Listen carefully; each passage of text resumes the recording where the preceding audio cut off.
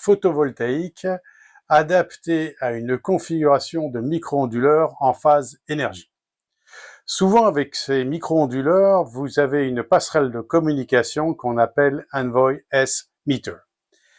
Cette passerelle de communication va prélever les données de puissance échangées au niveau de la maison, à l'entrée de la maison, grâce à une sonde de courant qui est placée près de votre disjoncteur.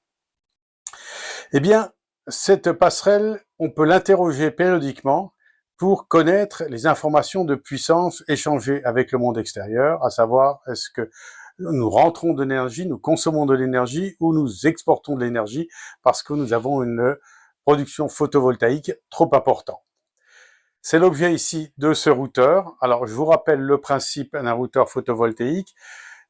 Nous avons par exemple 2000 watts qui sont produits par nos panneaux photovoltaïques. Nous avons 1500 watts qui sont consommés par les différents appareils dans la maison. Il nous reste 500 watts.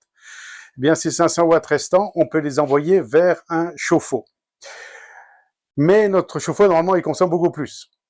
Nous n'avons que 500 watts de disponibles, donc on va mettre un système qui ressemble à une vanne qui va nous permettre d'envoyer uniquement les 500 watts disponibles, les 500 watts que nous avons suite à notre production de 2000 watts.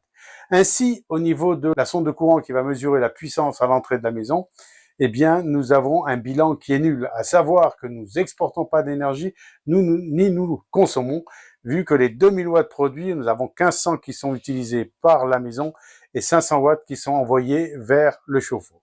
C'est le principe des routeurs photovoltaïques, afin de se trouver juste à l'équilibre, un équilibre autour de zéro, pas de consommation ni d'injection. Le synoptique d'un routeur. Un routeur, la première des phases, c'est de mesurer la puissance entrante ou sortante de la maison.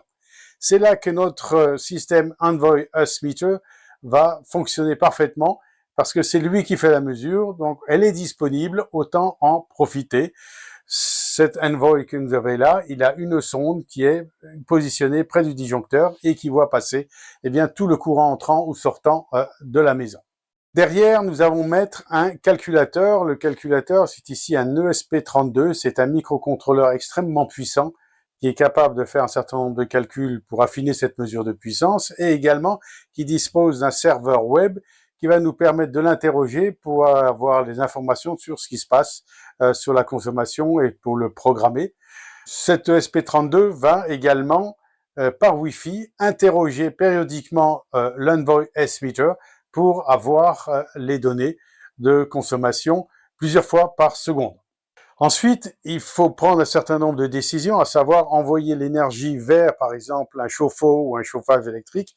Alors pour cela, nous utilisons des gradateurs ou des triacs, voire des relais, qui permettent d'envoyer eh bien, la quantité d'énergie disponible. Le SP32 va calculer l'ouverture de triac adéquate pour se permettre d'être à l'équilibre à l'entrée de la maison, à savoir ne ni consommer ni injecter